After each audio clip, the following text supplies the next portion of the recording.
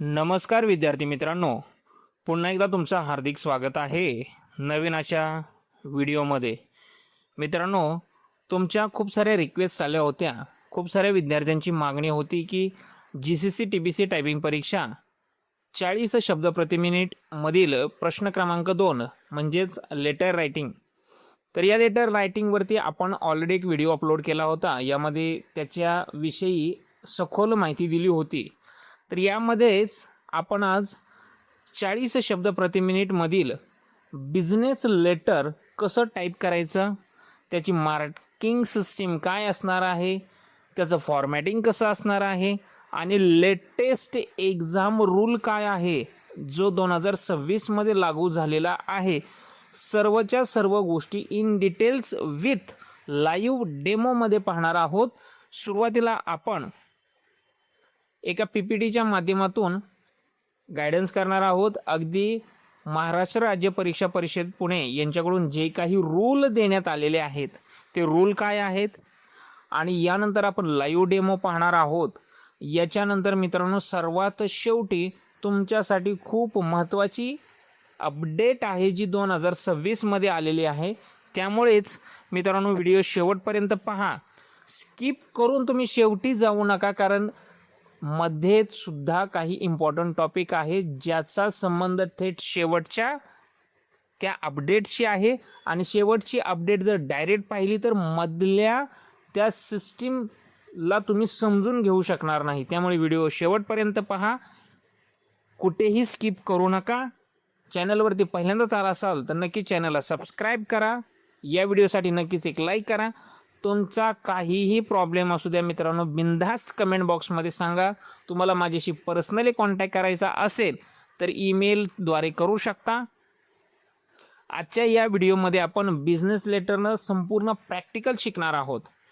यामध्ये किती मार्क आहेत, त्याची सिस्टीम काय आहे, योग्य फॉर्मॅटिंगची पद्धत काय आहे, मेलमरचा वापर कसा करायचा, subject, reference, paragraph, common mistake कोणत्या आणि GCCची अपडेट कोणती आहे लेटेस्ट।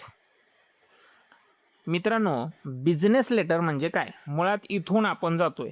कोणतीही गोष्ट शिकायची असेल तर अगदी ती बेसिकपासून शिकावी, अगदी मुळातून शिकावी। बिझनेस लेटर म्हणजे काय, कार्यालयीन पत्र। आता मित्रांनो, परीक्षेला आपल्याला 2 प्रकारचे लेटर येणार आहेत, एक बिझनेस लेटर आणि एक पर्सनल लेटर। पर्सनल लेटरलाच रेझ्युमे असंही म्हटलं जातं। मात्र यामध्ये खूप विद्यार्थ्यांचं कन्फ्युजन असतं ना की ओळखायचं कसं। प्रश्नामध्ये तर तुम्हाला दिलेलंच असणार आहे बिझनेस लेटर आणि पर्सनल लेटर, मात्र तुम्ही हे ओळखायचं कसं। जर तुम्हाला ऑफिशियल कार्यालयीन जर पत्र दिसलं तर ते बिझनेस लेटर आहे असं समजून जायचं। पूर्णपणे हे अनफॉर्मॅटेड स्वरूपात असणार आहे आणि परीक्षेमध्ये याच्यासाठी तुम्हाला प्रश्न दिलेले असतील आणि प्रश्नानुसारच फॉर्मॅटिंग करायचं आहे। लक्षात ठेवा, प्रश्न नीट वाचायचे, दिलेल्या सूचनानुसारच फॉर्मॅटिंग करायचं आणि ज्या ठिकाणी डॅश डॅश दितंय त्याच ठिकाणी एंटर की वापरायची, अदरवाईज एंटर की वापरायची नाही, सलग टाईप करत राहायचं आणि सर्वात अगोदर पूर्ण लेटर टाईप करायचं आणि त्यानंतरच फॉर्मॅटिंग करायचं। अनेक विद्यार्थी असं करतात, टाईप करत करतच फॉर्मॅटिंग करायला घेतात। अनेक इन्स्टिट्यूटमध्ये सुद्धा मी पाहिलेलं आहे, टाईप करत करत विद्यार्थी फॉर्मॅट करत असतात। मित्रांनो, या गोष्टी करू नका।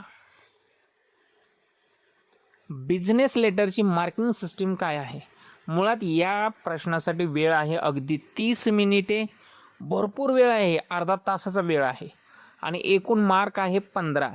यामध्ये मित्रांनो, टायपिंग करण्यासाठी तुम्हाला 7.5 मार्क आहेत आणि प्रेझेंटेशनसाठी 7.5 मार्क आहेत। टायपिंग आणि प्रेझेंटेशन या दोन्हीही विभागांना समान महत्त्व आहे। मित्रांनो, तुम्ही असा विचार करू नका की फक्त टायपिंग झालं तर मग 7.5 मिळतील का, किंवा फक्त प्रेझेंटेशनमध्ये आम्ही फॉर्मॅटिंग प्रॉपर केलं तर 7.5। मित्रांनो, टार्गेट आपलं 15 मार्कांचं आहे, एवढं लक्षात ठेवा। फक्त स्पीडमध्ये टायपिंग करून पूर्ण गुण मिळणार नाहीत, योग्य फॉर्मॅटिंग देखील आवश्यक आहे। फक्त टायपिंग करून मार्क मिळणार नाहीत किंवा फक्त प्रेझेंटेशन करून मार्क मिळणार नाहीत, दोन्हीही गोष्टी कराव्या लागणार आहेत। मग टायपिंग मार्क्स आणि एरर याच्यासाठी काही रूल्स आहेत का, तर आहेत। प्रत्येक टायपिंगसाठी तुमचा टोटल टायपिंगसाठी 7.5 मार्क आहेत आणि प्रत्येक चुकीसाठी तुमचा अर्धा मार्क कमी होणार आहे. चुका म्हणजे काय? स्पेलिंग मिस्टेक, मिसिंग वर्ड, एखादा वर्ड टाईप करायचा राहिला, एखादा एक्स्ट्रा टाईप केला, एखादा चुकीचा टाईप केला, इनकम्प्लीट केला. जर 15पेक्षा अधिक चुका असतील तर टायपिंगमध्ये 0 मिळतील. टायपिंगमध्ये 0 मिळतील, पण फॉर्मॅटिंग बरोबर असतील तर त्याचे 7.5 मिळतील. हे लक्षात ठेवा. टायपिंगमध्ये 0 मिळतील, मात्र फॉर्मॅटिंगचे तुम्हाला मार्क मिळतील, पण फॉर्मॅटिंगसुद्धा बरोबर असणं अपेक्षित आहे. नाहीतर तिथेही काहीतरी गडबड गोंधळ 0च मिळून जातील. मित्रांनो, मग प्रेझेंटेशनसाठी मार्क कसे आहेत? जरी आपण मान्य केलं की 7.5 आहेत, पण कसे आहेत? हेडिंग जे काही आहे तुमचं ते प्रॉपर फॉर्मॅटमध्ये आणण्यासाठी 1 मार्क आहे. आता पहा मित्रांनो, तुम्हाला मी सांगतोय की 15 मार्क कशी मिळवायचे. एक तर टायपिंग तुमचं बरोबर असेल विदाऊट स्पेलिंग मिस्टेक तर तुमचे 7.5 पैकी 7.5 मिळणार आहेत. बरं, हेडिंग प्रॉपर करून घ्यायचं, 1 मार्क मिळाला, 8.5 मार्क मिळाले. रेफरन्स आणि डेट योग्य पद्धतीने फॉर्मॅट केला तर अर्धा, बरोबर, म्हणजे 9 मार्क झाले. मेल मर्जसाठी तुम्हाला 2 मार्क आहेत मित्रांनो. सर्वात जास्त मेल मर्जला मार्क 2 मार्क. बरं, सब्जेक्ट रेफरन्ससाठी अर्धा मार्क आहे, सॅल्युटेशनसाठी अर्धा आहे, पॅरेग्राफच्या स्टाईलसाठी 2 मार्क आहेत. त्याच्यानंतर कॉम्प्लिमेंटरी क्लोजसाठी अर्धा मार्क आणि एनक्लोजरसाठी अर्धा मार्क. या पद्धतीनं सर्व मार्क सिस्टीम आहे मित्रांनो. कुठेतरी याच्याकडेही पाहणं गरजेचं आहे, कारण जर आपण प्रेझेंटेशनमध्ये जे काही मार्किंग सिस्टीम आहे किंवा मार्क्सचं डिस्ट्रीब्युशन आहे हेच विद्यार्थी पाहत नाहीत, परिणामतः खूप गडबड गोंधळ करून ठेवतात. मग कोणतंही लेटर टाईप करण्यापूर्वी तुम्ही काय करणं अपेक्षित आहे? प्रश्नातील सूचना वाचा. विद्यार्थी काय करतात मित्रांनो? प्रश्न वाचत नाही, सूचना वाचत नाही, डायरेक्ट टाईप करायला घेतात. बरं, टाईप करा, पण प्रश्न तर वाचा ना, की कोणत्या सिस्टीममधला आहे, कोणत्या फॉर्मॅटिंगचा आहे, तो इंडेंट आहे का, ब्लॉक आहे का, काय आहे, हे सर्व समजलं नाही तर तुम्ही टाईप कसं करणार आहात? प्रथम संपूर्ण लेटर टाईप करायचे, आवश्यक ठिकाणी नंतर एंटर किंवा टॅब वापरायचे आणि सर्वात शेवटी फॉर्मॅटिंग करायचं आहे. एवढं लक्षात ठेवा, कंपनीचं जे नाव आहे ना, मी फक्त बिझनेस लेटरबद्दल बोलतोय, फक्त तेवढ्याच पुरतं मर्यादित आहे. कंपनीच्या नावाव्यतिरिक्त कोणत्याही टेक्स्टचा फॉन्ट साईज बदलायची नाही, एवढं लक्षात ठेवा. मग मित्रांनो, आता आपण काय करूया? लेटर टाईप करून घेऊया लाईव्हमध्ये आणि या प्रेझेंटेशनमध्ये ज्या काही सूचना आहेत याच्याच पद्धतीने आपण फॉर्मॅटिंग करायला सुरुवात करूया. लगेच जाऊया आपण आता लाईव्ह स्क्रीनवरती. मित्रांनो, आता तुमच्यासमोर एक बिझनेस लेटर आहे आणि या बिझनेस लेटरमध्ये सर्वात अगोदर प्रश्न वाचून घ्यायचा आहे. पहिलाच प्रश्न आहे हेडिंग ऑफ दी. पहिला प्रश्न काय आहे मित्रांनो, बघा, दिलेलं एक बिझनेस लेटर आहे. Type the following business letter in proper form observing the following instruction. एक तर समजलं हे आपल्याला बिझनेस लेटर आहे, दॅट्स ओके. आता पहिला प्रश्न वाचा. Heading of the company be the in the centre of the line and block capital letters. आपल्याला ब्लॉक कॅपिटल लेटर म्हणजे पूर्ण कॅपिटल मध्येच टाईप करायचं आहे. बरं, आता समजलंय आपल्याला. आता हे 2nd नंबरचा क्वेश्चन, 3rd नंबरचा आणि 4th नंबरचा, हे प्रश्न सध्या वाचण्याची आवश्यकता नाही, अगोदर आपण टाईप करून घेऊया. आपल्याला ब्लॉक कॅपिटल लेटर सांगितले. आता इथे नवनीत पब्लिशर जे आहे, काही वेळेला ते स्मॉलमध्ये दिलं जातं, आता आपल्याला देतानाच ते कॅपिटलमध्ये दिलेलं आहे. आता टाईप करताना एवढं लक्षात ठेवा मित्रांनो, इथे हे डॅश डॅश दिसतंय की नाही, मी जरा झूम करतो तुमच्यासमोर. जिथे जिथे बघा या पद्धतीचं डॅश डॅश दिसतंय मित्रांनो, नवनीत पब्लिशर नंतर इथं डॅश डॅश जे दिसतंय, प्रत्येक डॅश डॅशच्या ठिकाणी कुठेही एक्स्ट्रा स्पेस न देता डायरेक्ट एंटर मारायचा आहे. सध्या मी टाईप करून घेतोय नवनीत पब्लिशर्स, त्याच्यानंतर एक्स्ट्रा स्पेस न देता एंटर जे आहे ते टाईप करायचं, जसं आहे तसं टाईप करायचं, कॉमा,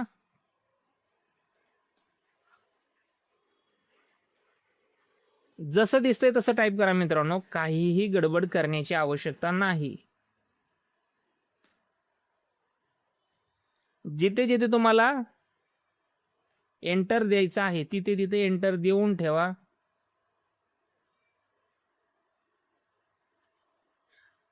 यानंतर ईमेल टाईप करायचा आहे. ईमेल टाईप करत असताना एक लक्षात ठेवा मित्रांनो, ईमेल जो आहे हा पूर्णपणे ब्ल्यू कलरमध्ये तो लिंकमध्ये कन्वर्ट झाला पाहिजे. याच्यासाठी स्पेस द्या. जर तो कन्वर्ट नाही झाला तर तुमचं स्पेलिंग चेक करून घ्या. तो पूर्ण एक लिंकमध्ये कन्वर्ट झाला पाहिजे आणि लिंक ही ब्ल्यू कलरचीच असते. यानंतर मी वेबसाईट टाईप करतोय.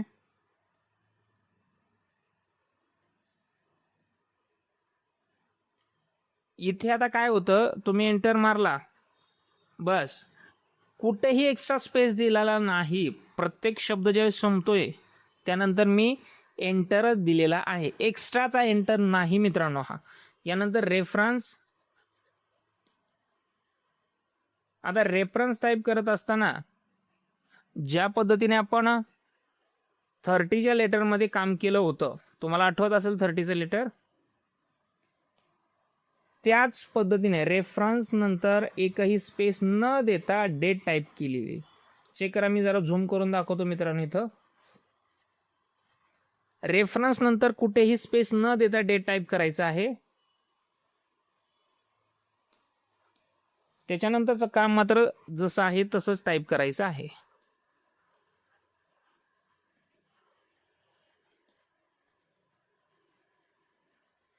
यानंतर मात्र टू टाईप करतो मी. टू नंतर मित्रांनो इथं आपल्याला ॲड्रेस दिलेला आहे, BKC एजन्सी किंवा जे काही ॲड्रेस आहे, एकही ॲड्रेस टाईप करायचा नाही, मॅन्युअली टाईप करायचा नाही, तो मेलिंगच्या माध्यमातून टाईप करायचा आहे. टू नंतर काहीही करू नका. टू नंतर थेट आपण टाईप करायला घेतोय सब्जेक्ट. टू नंतर सब्जेक्ट.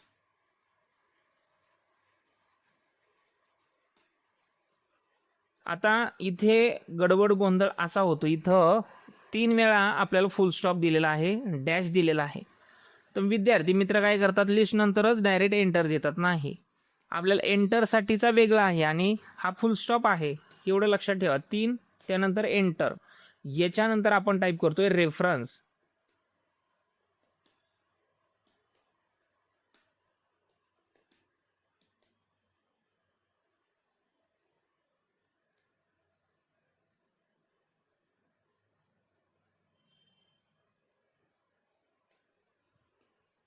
यानंतर मित्रांनो डिअर सर.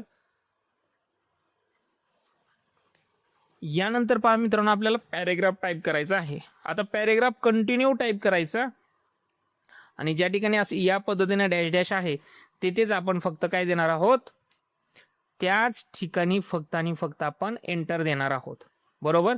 आता मी काय करतो, सध्या पूर्ण पॅरेग्राफ टाईप करून घेतो म्हणजे आपला जास्त वेळ जाणार नाही आणि स्किप करून घेतो तो पार्ट. मित्रांनो आता स्क्रीनवरती मी पूर्णपणे लेटर टाईप केलेला आहे. आपण तो पार्ट स्किप केलेला आहे कारण व्हिडिओ खूप मोठा झाला असता. मी पूर्णपणे आता तुमच्यासमोर पूर्ण लेटर आपलं टाईप केलेलं दिसत आहे. आणि आता आपल्याला पाहायचं आहे अपेक्षेप्रमाणे की आता याचं प्रेझेंटेशन कसं करणार किंवा याचं फॉर्मॅटिंग कसं करणार. मित्रांनो आता फॉर्मॅटिंग करण्यासाठी आपल्याला एक एक प्रश्न वाचणं अपेक्षित आहे. पहिलाच प्रश्न आहे, heading of the company in the centre of the line in block capital letter. ठीक आहे, आपण त्याला ब्लॉक कॅपिटल लेटरमध्ये घेतलेलं आहे. मग महाराष्ट्र राज्य परीक्षा परिषद पुणे यांच्याकडून काही गाईडलाईन्स आलेल्या आहेत का सर? आहेत. त्याच गाईडलाईननुसार आपण हे सर्व काम करतोय. मग त्याच्या गाईडलाईनचं बुक कुठं मिळेल आपल्याला? तर आहे, अवेलेबल आहे मित्रांनो. ते बुक मी तुम्हाला शेअर करणार आहे. ते कसं शेअर करणार आहे, कुठे, हे नक्कीच सांगणार आहे मित्रांनो. पण सध्या व्यवस्थित हे फॉर्मॅटिंग पहा. मी पुन्हा एकदा सांगतोय, महाराष्ट्र राज्य परीक्षा परिषद पुणे यांच्याकडून जे काही गाईडलाईनचं बुक पब्लिश करण्यात आलेलं आहे त्याच गाईडलाईननुसार आपण हे बनवतोय आणि ते बुक तुम्हाला मी अवेलेबल करून देणार आहे. कधी देणार आहे, कुठे देणार आहे, व्हिडिओ शेवटपर्यंत पहा, समजून येईल. मित्रांनो, आता नीट लक्ष द्या. तुम्हाला मी सर्वच्या सर्व गोष्टी क्लिअर करतोय. सर्वात पहिली गोष्ट म्हणजे आपल्याला हे जे हेडिंग आहे हे करायचं आहे बोल्ड आणि याची साईज ठेवायची आहे 24. That's okay. एकदम क्लिअर करून घ्या. फक्त आणि फक्त याचीच साईज 24 ठेवायची आहे. याच्यानंतर कोणत्याही अक्षराची साईज वाढवायची नाही. याच्यानंतर जो काही तुमचा ॲड्रेस आहे, जसं की आता इथं राजस्थान नंतर ॲड्रेस संपलाय, मात्र तुमचा जास्ती असू शकतो, कमी असू शकतो. ॲड्रेस नंतर एक एक्स्ट्रा एंटर अपेक्षित आहे. ॲड्रेस नंतर ठीक आहे. आणि याच्यानंतर पूर्ण ॲड्रेस सिलेक्ट करायचा आणि त्याला सेंटर अलाइनमेंट द्यायची. मित्रांनो, एवढं काम करण्यासाठी तुम्हाला 1 मार्क आहे. 1 मार्क आहे. मित्रांनो, आता मला सांगा, सोपं आहे की नाही? एक मार्क गोळा करायचा. आपल्याला काय फार विशेष काम करण्याची आवश्यकता नाही. त्याच्यानंतर ईमेल जो आहे तो कोलन सहित, हा जो कोलन आहे त्याच्यासहित बोल्ड करायचा. वेबसाईट देखील कोलन सहित सिलेक्ट करायची आणि बोल्ड करायची आणि याला करायची सेंटर अलाइनमेंट. पूर्ण लक्ष द्या, सेंटर अलाइनमेंट झालंच पाहिजे. आणि याच्यानंतर एक एक्स्ट्रा एंटर.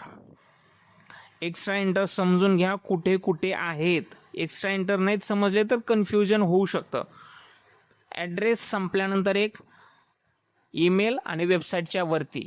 आता ईमेल आणि वेबसाईट नंतर काही वेळेला तुम्हाला फॅक्स नंबर सुद्धा दिलेला असतो, तर तोही याच्यामध्येच येईल, इन्क्लूड असेल. तर त्यालाही सेंटर अलाइनमेंट करायचं आणि पूर्ण जे काही कॉन्टॅक्ट आहेत, ईमेल असेल, वेबसाईट असेल, त्यांचा मोबाईल नंबर असू शकतो, फॅक्स नंबर, जे काही आहे ते संपल्यानंतर एक एक्स्ट्रा एंटर द्यायचा आणि एक्स्ट्रा एंटर नंतर बॉटम बॉर्डर घ्यायची. कोणती बॉर्डर मित्रांनो? Bottom border. याच्यामध्ये काहीही कन्फ्युजन ठेवायचं नाही. रेफरन्स नंबर किंवा डेटच्या ती एक्झॅक्ट वरती आली पाहिजे, एक्झॅक्ट वरती. याच्यानंतर आपण रेफरन्स नंबर आणि डेटमध्ये काहीच स्पेस ठेवलेला नव्हता टाईप करत असताना. इथे 4 टॅब द्यायचे, 1, 2, 3 आणि 4. बस. याच्यानंतर काहीच करू नका. एक्स्ट्राचा एक एंटर देणं अपेक्षित आहे. दिला आपण, दॅट्स ओके. मित्रांनो, 2 नंतर आता आपल्याला अपेक्षित आहे की आपण मेलिंगमधूनच हा पूर्ण ॲड्रेस टाईप करणं. तुम्ही डायरेक्ट मॅन्युअली ॲड्रेस टाईप करू शकणार नाही. केला तर तुम्हाला 0 मार्क मिळेल. मग कसं काम करणार? मेलिंगमध्ये सिलेक्ट दिसला. आता खरं तर परीक्षेमध्ये तुम्हाला वेगळं सॉफ्टवेअर असणार आहे. जसं की आता माझ्यासमोर मी जे सॉफ्टवेअर वापरतो हे 2016चं आहे. मायक्रोसॉफ्ट ऑफिस 2016चं आहे माझ्याकडे. मात्र तुम्हाला तिथं वेगळंच असणार आहे आणि जेवढ्या गोष्टी गरजेच्या आहेत तेवढ्याच असतात. एवढं सगळं मटेरियल नसतं जिथं आता तुमच्यासमोर जेवढं दिसतंय. जेवढ्या गरजेच्या आहेत तेवढ्याच असणार आहेत. मग कसं करणार? Select type a new list. आता लिस्टमध्ये कोणती गोष्ट कुठं टाईप करायची? काही विद्यार्थी title, first name, last name याच्यात करतात. तर मित्रांनो, असं करू नका. का करू नका? तुम्ही कोणती गोष्ट कुठे टाईप केली हे लक्षात राहायला पाहिजे ना.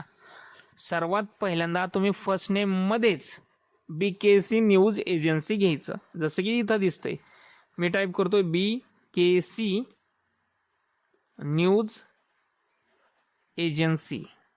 आता मित्रांनो, याच्यामध्ये कॉमा असेल तर इथंच कॉमा द्या. जे काही आहे ते इथंच द्या. याच्यानंतर ॲड्रेस लाईन 1 मध्येच तुम्ही पुढचा ॲड्रेस टाईप करा. जसं की इथं 87 सदाशिव पेठ,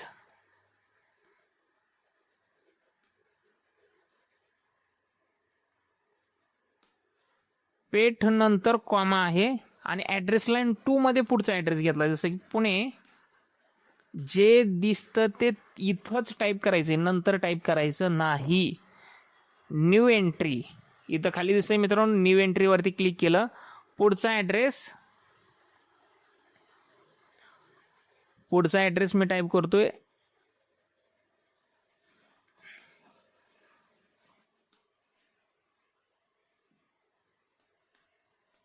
ॲड्रेस लाईन 1 आणि ॲड्रेस लाईन 2 मध्येच सगळा ॲड्रेस लिहा.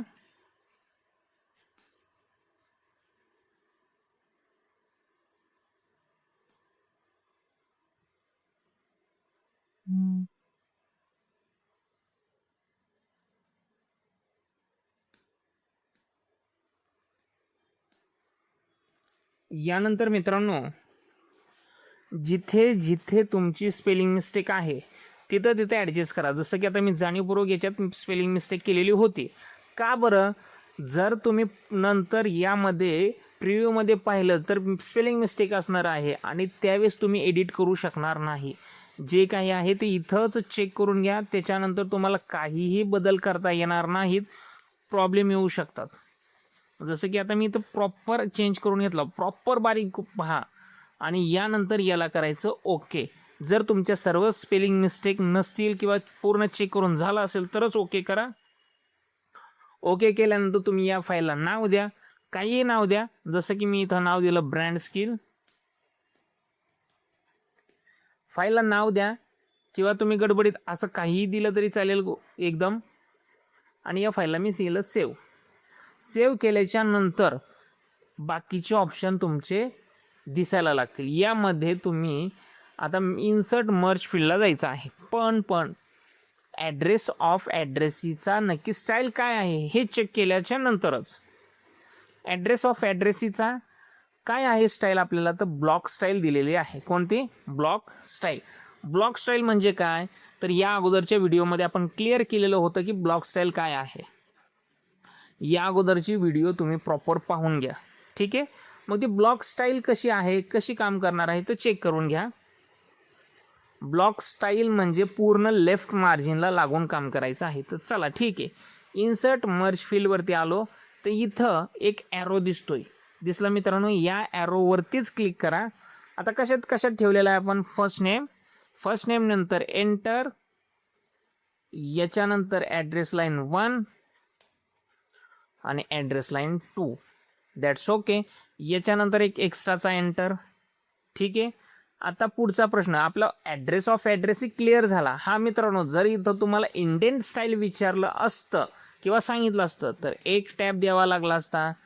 याच्यासाठी तुम्हाला 2 टॅब द्यावे लागले असते आणि याच्यासाठी तुम्हाला 3 टॅब द्यावे लागले असते. हा झाला इंडेंट स्टाईल. हा कोणता? Indent style. मात्र आता आपल्याला कोणता दिलेला आहे मित्रांनो? Block style. ब्लॉक स्टाईल असेल तर तो पूर्ण लेफ्ट मार्जिनलाच लागून असला पाहिजे. चला पुढचा प्रश्न आहे, paragraph should be block style. आता मित्रांनो, पॅरेग्राफ जो स्टाईलमध्ये असेल त्याच स्टाईलमध्ये आपल्याला रेफरन्स आणि सब्जेक्टला घ्यायचं आहे.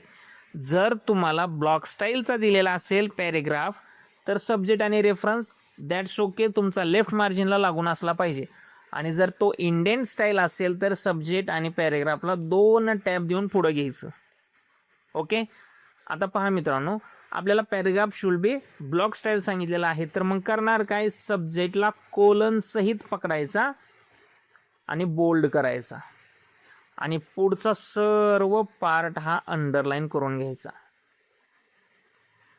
सेम रेफरन्सला सुद्धा सिलेक्ट विथ कोलन आणि पुढील सर्व पार्ट सिलेक्ट आणि अंडरलाईन.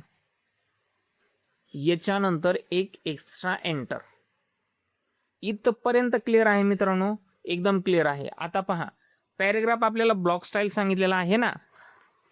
सॅल्युटेशनला काहीही करायचं नाही. सॅल्युटेशन जसं आहे तसं. यानंतर मात्र प्रत्येक तुमचा पॅरेग्राफ ज्या ठिकाणी संपतो त्या ठिकाणी एक्स्ट्राचा एंटर द्यायचा. ज्या ठिकाणी पॅरेग्राफ संपणार आहे त्या प्रत्येक ठिकाणी एक्स्ट्रा एंटर अपेक्षित आहे. डिअर सर नंतर एक एक्स्ट्रा एंटर किंवा प्रत्येक पॅरेग्राफ संपतोय त्या ठिकाणी मी एक्स्ट्रा एंटर देतोय. प्रत्येक ठिकाणी.